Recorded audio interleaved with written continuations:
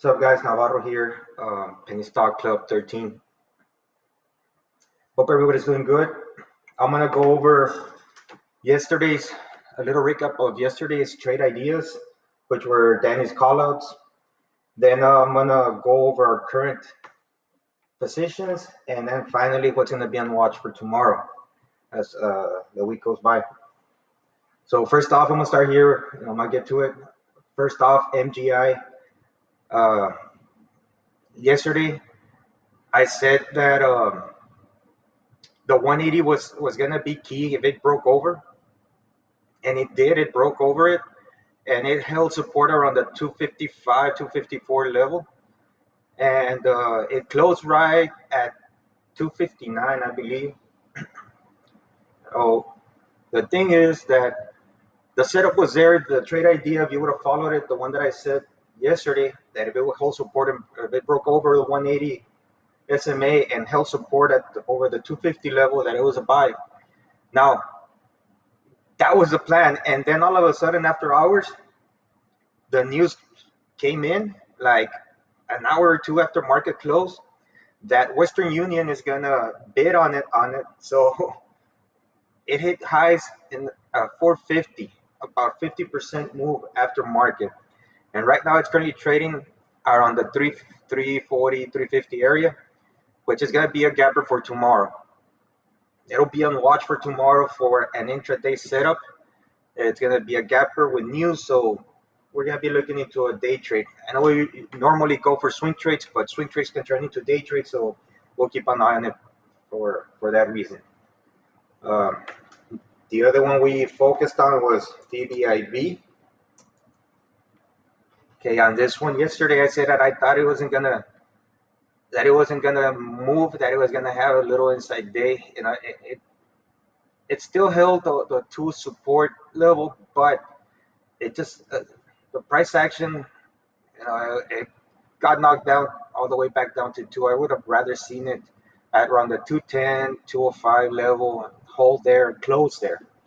It closed right at 199, right below the $2 level. So that kind of makes me a little, iffy on it. But if tomorrow shows another good price action, a good move up over 220, and then breaks that 225 level, then it'll be on watch again. It'll be a good indicator that the momentum will probably continue moving up.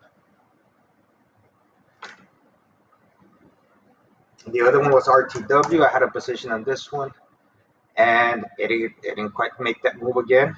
It's still there. The trend is still there. But at this point in time, with earnings coming up, I'd rather wait. I don't think I'm going to take another position on this one until earnings, they show their earnings, and if they're good, and depending on how it trades the following day, then maybe I'll take a position. I was RTW. Next one is GHSI, which I'm currently holding. I took a position on it. I was waiting for it to make a move. It did make a little move. I thought it had chosen a direction, but then all of a sudden it just started trading sideways. So, it just created a doji. It's kind of undecided whether it's going to go up or down. I am currently holding it. And tomorrow, depending on where it opens, if it opens higher than today's close, then I think we should be okay. We should be good. If it opens lower, if it opens below this little doji right here, then I'm just gonna cut my losses and move on to the next stock. That's GHSI again. It's still in play. It wasn't a big sellout. It's just a doji candle that it put up today. So volume wasn't there. So again, still there. Now moving on to the next one. ADMA was another one that it's a separate video, but still, it held over the 3 level, and it had this big candle yet on Friday, and today Monday it had a candle that didn't quite engulf it. So the pattern is still good. As you can see, higher low, higher low, higher low, higher low, higher low. Okay, so it's still in play. I sold it for a loss. I don't like holding stock that goes down more than 5%. You know, I cut losses at 5%. So this one met that criteria. I had to let it go. I got to stick to the rules. Now, if it comes and tests this level again, the 330 level, then I might buy back in and ride the momentum. So that's ADMA. Again, on this one, I'm waiting for some news. If I see some news pop up, I'm going to be right on it. I have alerts set already if it comes back and goes over 320. Now, today's callouts, NTEC was a good entry. And, you know, it's an oversold pattern. You got the 180 coming in. But the good thing about this one is that it had a really good volume day. Look at the volume today, perfect. Now, why is this important? Because if you go back to this move right here, it had good volume as well. So that's where people started buying it. And it broke above the two moving averages, the 20 and the 50, right? Let me make this a little bigger. So this is a pattern that I see here. You got your A, your B, then you got your C down here, which would be your entry, which was our entry. If you got it when I called it out, right before the break of 32. And then, of course, if you had a day trade, you could have sold at 40, which I told you 40 will be resistance. And sure enough, it hit 40.40 cents exactly, and it got rejected. Now it's trading higher after market.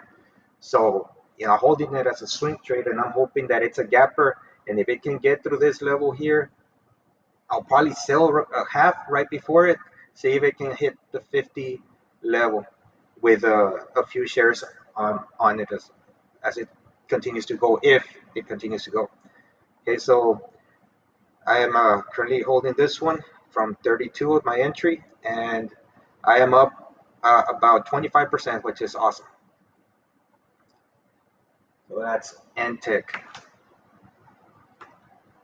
The next the next caller was GNUS, Genius Brands. Now this one is overextended, but the pattern is just really solid. It's got good uptrend. You know, it had this day, this big day. I believe we traded it. I called it out here because I love these patterns, and they repeat themselves so often. And even in this chart, it's repeating itself.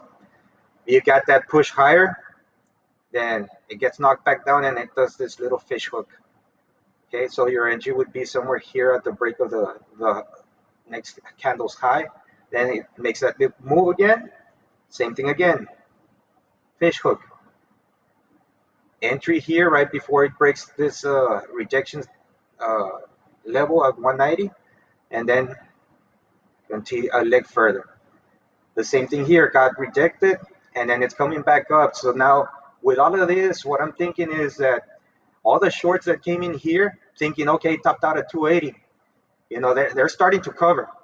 And if new buyers start coming in and shorts start thinking that it's going to hold at 280, and new buyers start coming in with an increasing volume, then we might see it a squeeze, and it might be a good squeeze. I mean, we don't know. Maybe it'll hit the $5 level, the $4 level. But again, we had to take a little bit of a position on it so that to play the momentum. This is pure momentum, and it's good to go. The other thing on this one, I believe that Warren Buffett has a stake on it, so I don't think it's going to let it tumble. It might not go as high, but we'll see. Okay, so if you're holding this one, it should be up. Right now, it's trading at exactly 280. I believe I called it out at 262, which was the close, and it's at 280. So that's about what, another 5, 6, 7% of profits there. And if it continues going higher, and it opens higher, and it's a gapper, which is it is right now, it will be good for tomorrow. Next one on the list that I have for tomorrow, this one will be on watch for tomorrow because it's gapping right now. Okay, ALNA it closed at 221, at $2.21, and it had good news, Look at the volume here. It was just trading sideways, just flagging. You got the little pull, and then it got this big flag. And then you got this big price action day with big volume. Okay, and it broke above that 205, 207 level that you see there. And the news was that Wainwright gave it a buy rating and a price target of $10. So it's currently trading. It actually hit the 390 after market, and it's currently trading around $3. So it'll be a gapper, and we'll see how it opens up tomorrow. It might be a good intraday setup for a day trade, along with MGI. So we'll see how this one goes. That's all I have for us today. Um, if you have any suggestions, any call outs, or if you have any questions on any stocks, just post them on the WhatsApp group or post them on the YouTube video comments below. And don't forget to like and subscribe, guys.